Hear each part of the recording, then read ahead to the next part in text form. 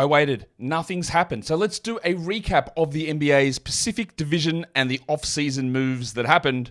Michael Bolton. Thanks, Josh. It's Michael Bolton here, and it's time for another episode of the Locked On Fantasy Basketball Podcast.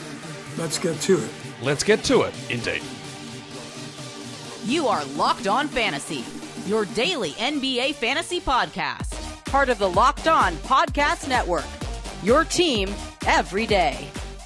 Hello and welcome to the Locked On Fantasy Basketball Podcast, brought to you by Basketball Monster. My name is Josh Lloyd, and this will be my last show. I'm stepping aside, and your new host will be here tomorrow, Kamala Harris. I'm also the lead fantasy analyst at basketballmonster.com, and you can find me on Twitter as always, at redrock_bball, on TikTok at redrock_bball, and on Instagram at Locked On Fantasy Basketball. Today's episode is brought to you by FanDuel. Make every moment more. The playoffs, all sports are done. Well, baseball's not, but you know what I mean. There's no sports. Everything's minimalized. Got the Olympics, there's baseballs, WNBA, but FanDuel's got stuff for you because every day they're giving every customer a boost or a bonus all summer long. Go to FanDuel.com right now to get started. Thank you also for making Locked On Fantasy Basketball your first listen every day. We are free and we're available on all platforms, so double bang it and thumb it up and leave all your comments. All that stuff is very, very exciting. I wanted to wait. I wanted to see if anything would happen. The odds of something happening were low. I at least waited a day or so, and we did see the Clippers make one move.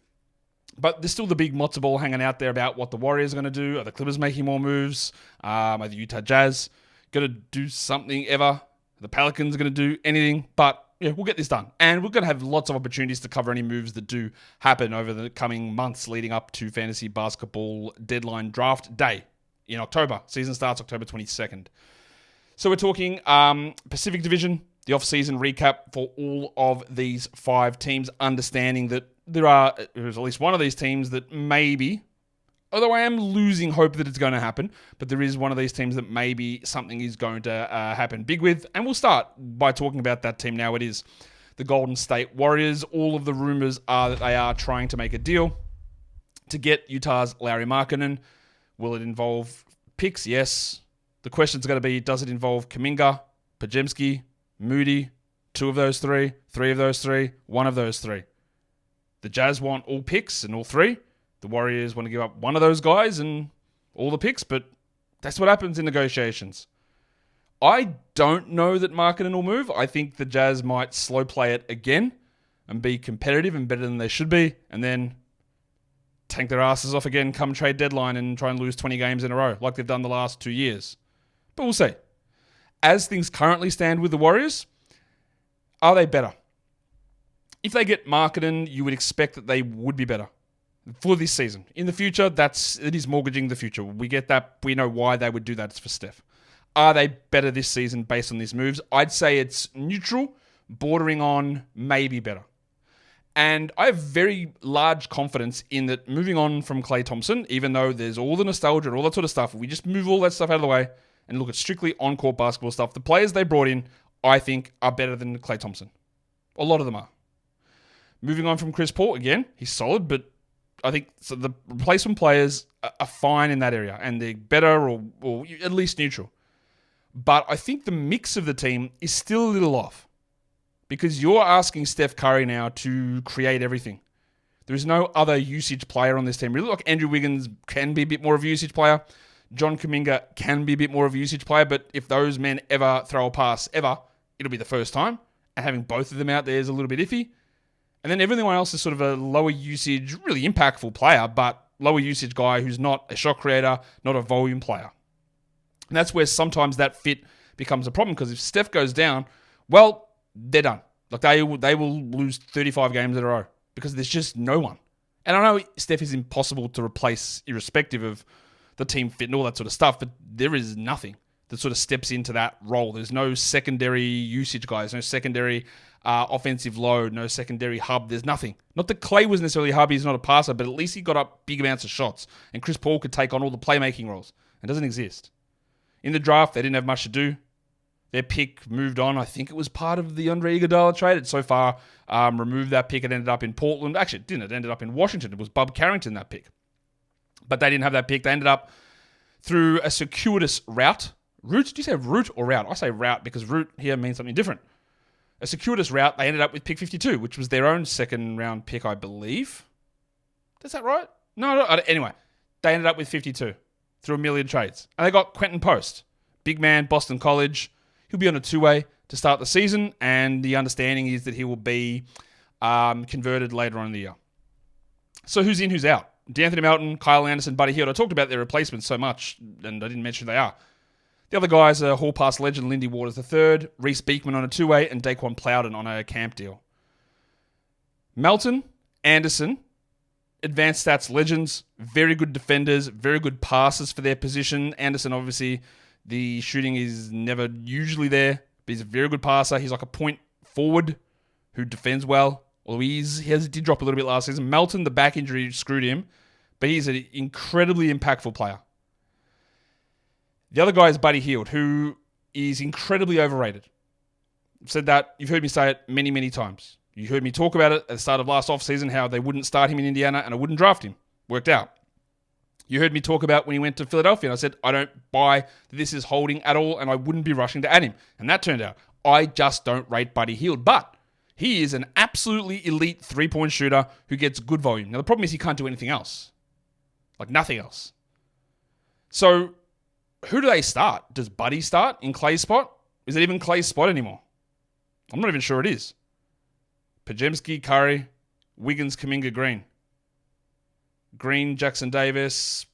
Like, their lineup makes no sense. Think about it this way. Curry's going to start. Draymond's going to start. You would think Kuminga starts, but I'm not sure.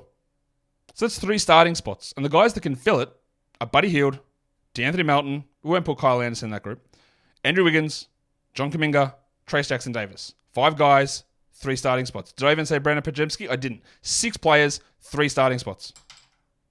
That is going to be a fantasy nightmare. But like I said, Melton, great option. Better player than Klay Thompson at the moment. Kyle Anderson, or Melton, better player than Chris Paul? Borderline. Kyle Anderson, upgrade over the guys they lost? Yeah. Buddy Hield, great Klay Thompson facsimile. But does it all make sense? They lose Chris Paul, Klay Thompson. They lose Dario Saric, who was out of the rotation anyway. Trace Jackson Davis took that spot. Lester Quinones, who I thought was not bad of a player. I can't believe that teams haven't at least taken some sort of a flyer on him. I think he's worth investigating. Usman Garuba, who I did like in the draft process, but he's been terrible since he's played in the NBA. And Jerome Robinson, who I hated in the draft process, and somehow he even let me down. And that is where the Warriors sit over this offseason. But of course, in a day's time, a week's time, a month's time, that might be very, very different. Today's episode is brought to you by FanDuel Sportsbook. I'm not going to tell you that the sports aren't sportsing as much as they should, because that's what FanDuel thinks that people want to hear, but I'm here to just tell you that the straight facts. There's just not as much sport going on at the moment. There's no NFL, there's no college football, there's no college basketball, there's no NBA, there's no NHL. Major League Baseball is just back from the All-Star break. There's just not much going on. But FanDuel's got you covered. And this isn't just for new customers, this is for all customers. Everyone, every day, all through summer, gets either a daily boost or a bonus if you're a FanDuel customer. That's simple as that. A boost or a bonus every single day, all through the summer, to help get your mind back on track with sports. Because there's sports still there, just not the ones that you're always seeing. So go across to FanDuel.com and start making the most of your summer. FanDuel is an official sports betting partner of Major League Baseball. And don't forget to gamble responsibly. Just realized I hit the wrong button there. Apologies for that. Maybe I should go back in and so it doesn't screw up the editors on the other end. Let's do it again. Don't forget to gamble responsibly. I'm not going to cut that out, but, for completeness sake. All right, we are here to talk about the next team. It's a great thing to do. We're talking about the LA Clippers. New logo, new arena, new team. The arena looks sick. I saw it in person. We didn't go inside, but we did a tour. We're in the LA of SoFi Stadium, which was sick. That stadium's unbelievable. And Intuit Dome's just across the road. It looks crazy. And then we've seen a lot of the release videos. And honestly, I think if Intuit had been fully open, we would have gone and done the tour there as well, but it wasn't.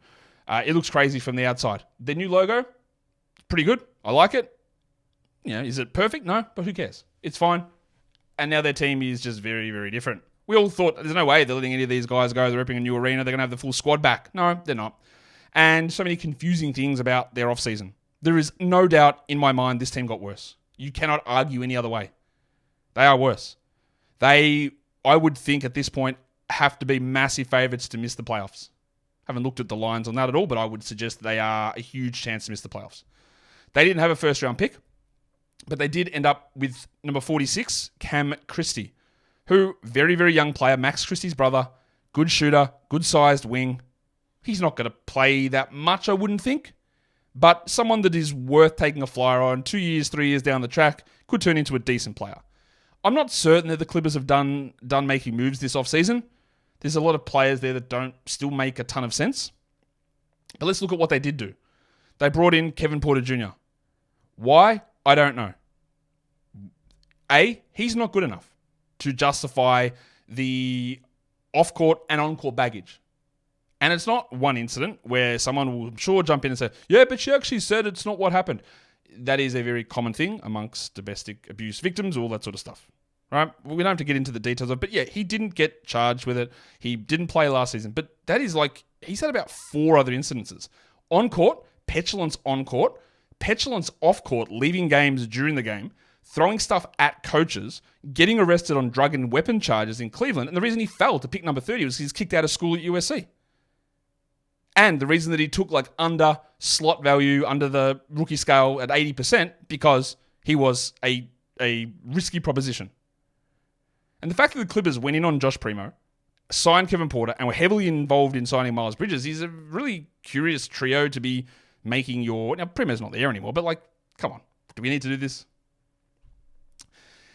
Kevin Porter could take on the Russell Westbrook role from last season. Maybe he's a value player.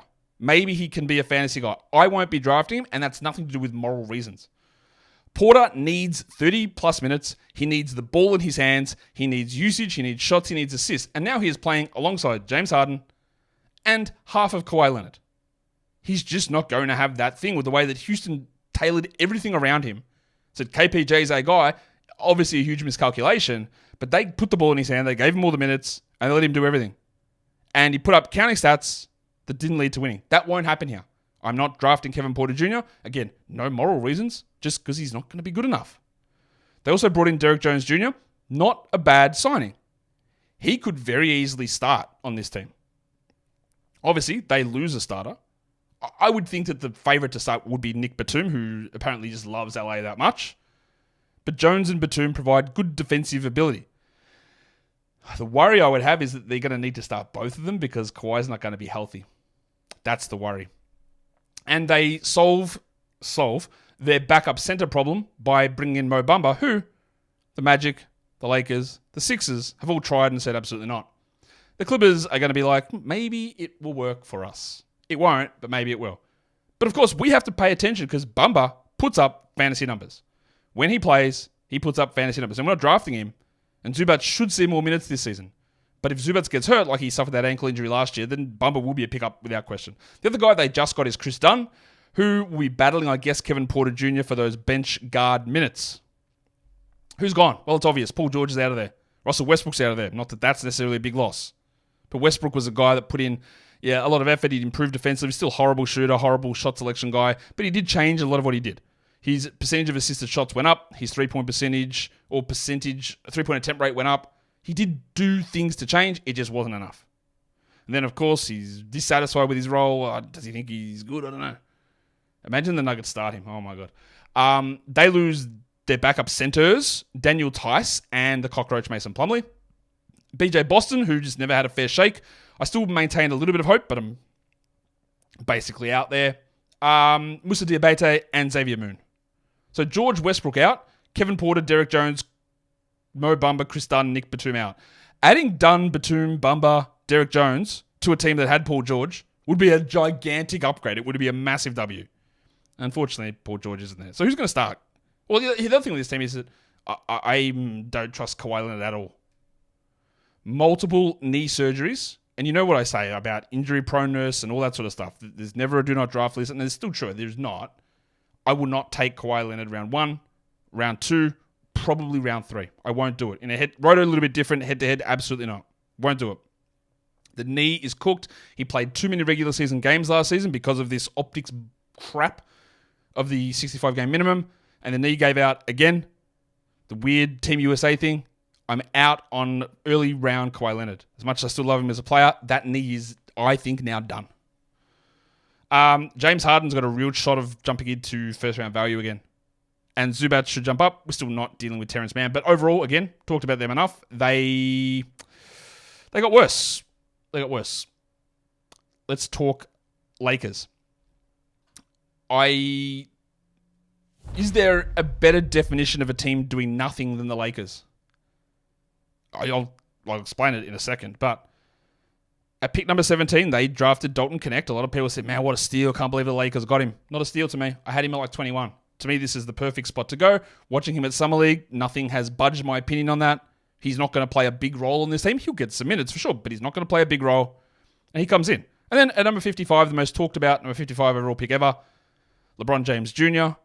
Not Bronny James Jr. Fix that jersey, my guy. Terrible jersey. He's not going to play either.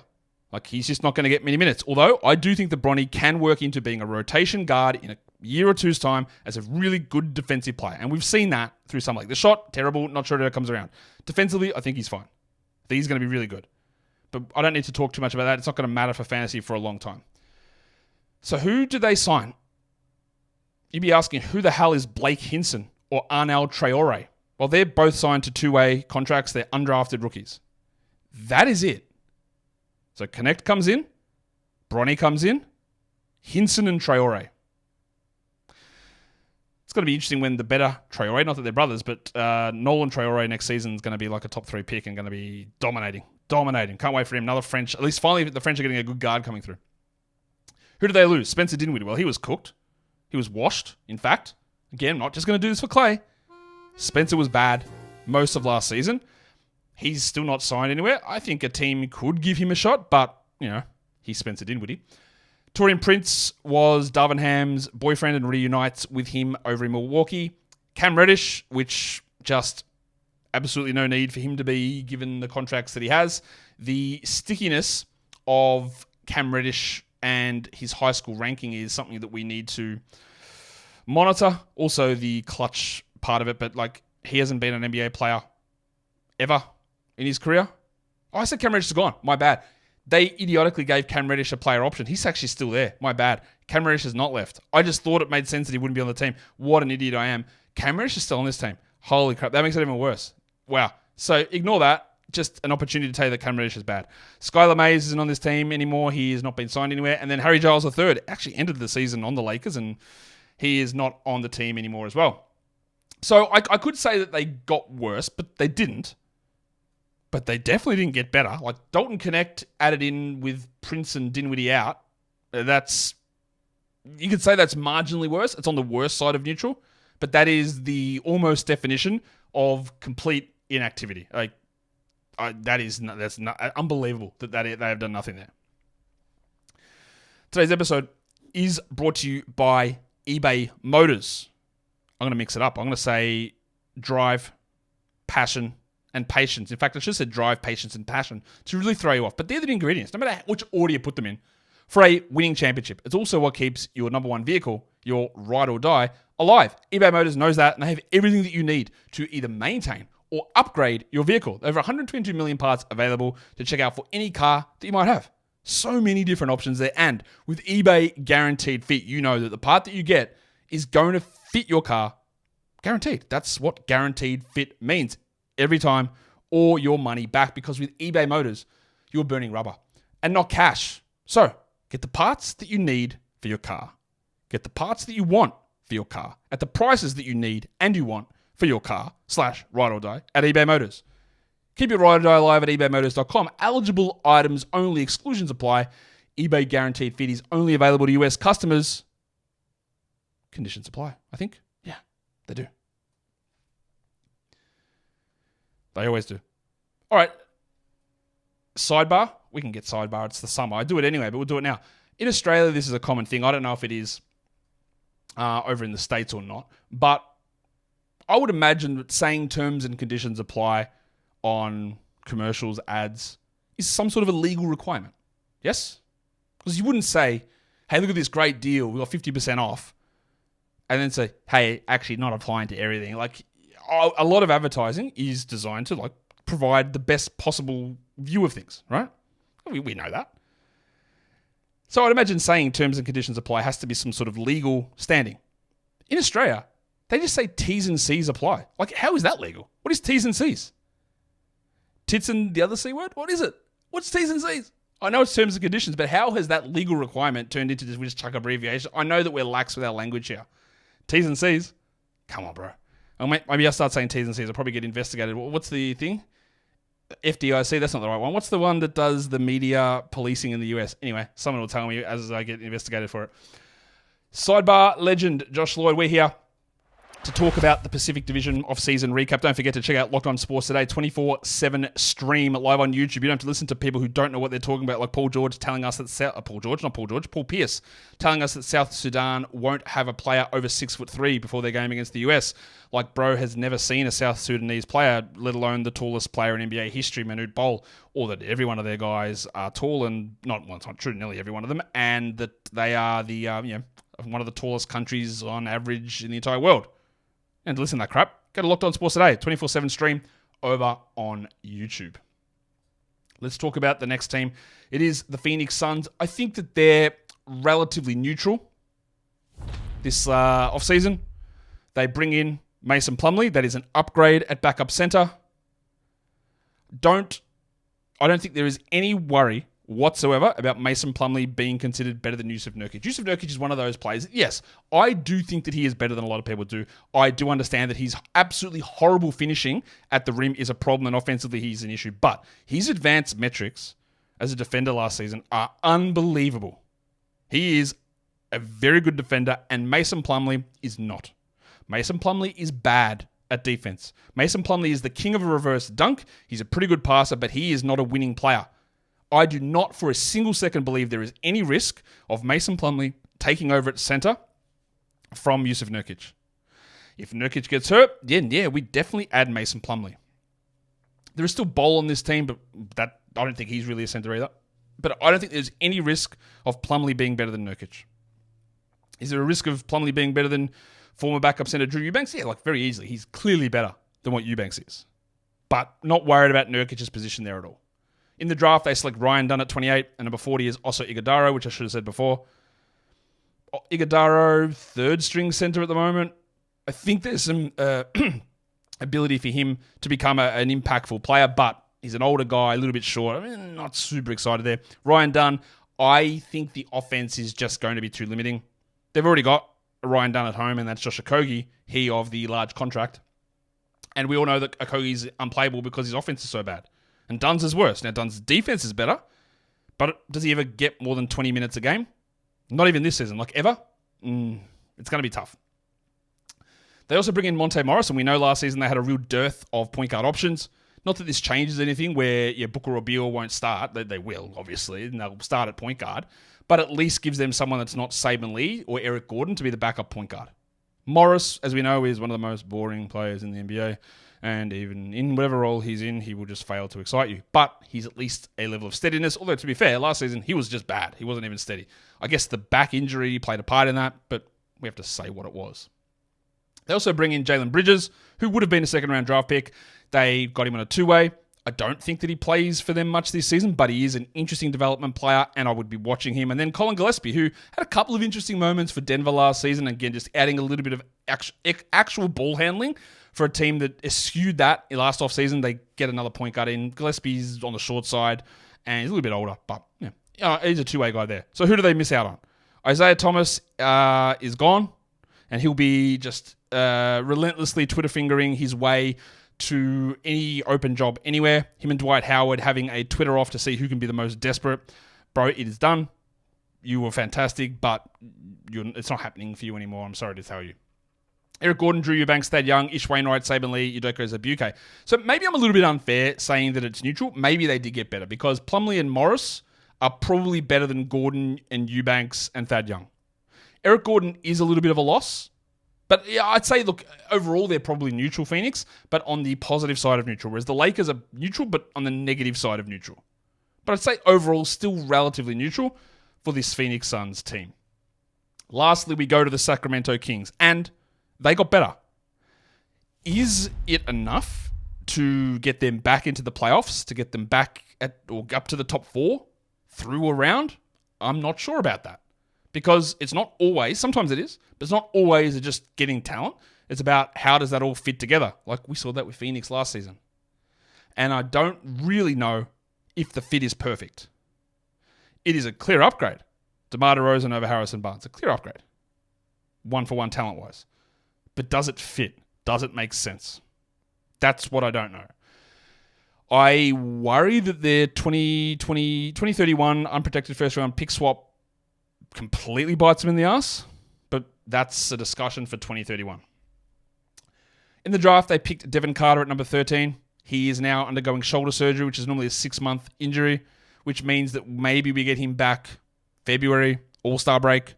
He'll play limited minutes, and he won't have an impact this season. That is not great for a guy that was already an older rookie who had a 1-year spike in shooting, much like former King Davion Mitchell. I think Carter's an elite athlete with NBA pedigree, who's a great rebounder and very strong defender, and is going to be a solid rotation piece. But when you're already older, I think he was 22 and a half, maybe 22, and now you're missing the majority of your rookie year, that's not a great start to things. So he's just not going to be able to be relied upon this season. So who comes in? DeMar DeRozan, obviously. DeRozan's going to start next to Keegan Murray. I think what this does is really put the handbrake on any sort of Keegan Murray breakout. If Keegan Murray, even if high usage Keegan Murray is something that I have some doubts about, it's just not going to be able to happen. He remains the 4th offensive option on this team. Jalen McDaniels comes in, Isaiah Crawford, and Isaac Jones. This team has 3 guys now named Jones. And I bet most of you didn't even know that there was anyone named Jones on this team because they're just non-existent players. The back end of their roster is just Joneses. Isaac Jones, Mason Jones, Colby Jones. Colby Jones, someone to watch. I love them getting Isaiah Crawford on the 2-way. Guy that dealt with a lot of knee injuries, but insane stat numbers. Probably not going to do a huge amount, but we need to just keep an eye on him. They lose the pencil, Harrison Barnes. As I just realized my sound isn't working, but I'll do it in a sec. Barnesy. Now I hope that this works. Let me know if it does. We'll see. Just working on some different things here. Anyway, Barnesy is gone. Sasha Vezenkov and Davion Mitchell go to Toronto. JaVale McGee remains unsigned. Chris Duarte goes as part of the DeMar DeRozan deal. He goes to Chicago. Jordan Ford, Jalen Slauson, and Kessler Edwards remain unsigned.